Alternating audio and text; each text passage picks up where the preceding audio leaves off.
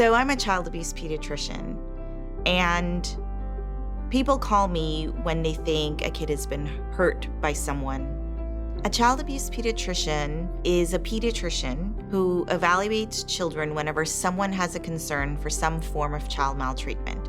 This includes physical abuse, sexual abuse, and all forms of neglect.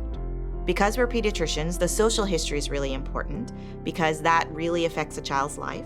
So we ask lots of questions about who's in the home and things happening with those other people in the home.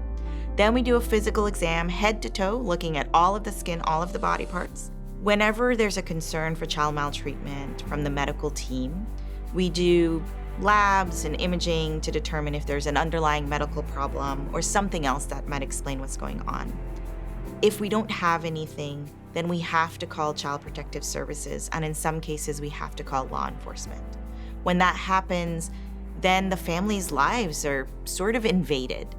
They have to be open and honest with those investigators because those investigators' jobs is to determine if that child is safe in that home.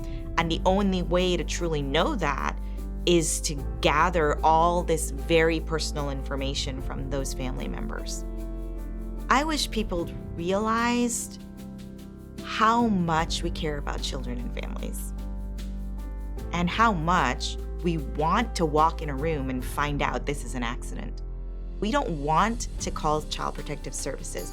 We don't want families to be separated. I was called by Child Protective Services about a child that was at daycare, and daycare noticed that child had bruises. The caseworker called me, sent me photos of the bruises, and I said, I'm really concerned. They need to go to the hospital, they need imaging, they need lab work. This is an infant with unexplained bruises. The caseworker did all of that. I called the hospital. I said, hey, these are the things I need. Please get those done. And I said, I'm really concerned about this. And I left it at that. A couple days later, caseworker called and said, family's saying a sibling caused these injuries. I said, nope, it's unlikely that these injuries were caused by a sibling. I'm really concerned for physical abuse. And that was our conversation. 3 days later, my partner was on call and that child came to the hospital.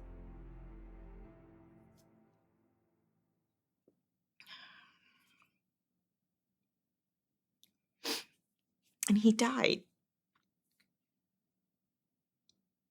because they had left him in the home because they thought that the sibling caused the injuries.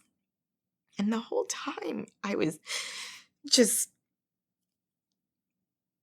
it was really hard because I didn't know if I conveyed my concern enough or my level of certainty that this was not the sibling. I don't know if I could have done more.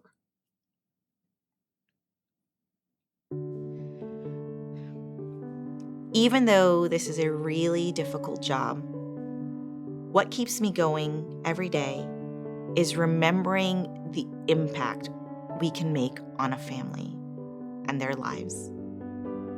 It can be more than just stopping this one incident of this child was hurt.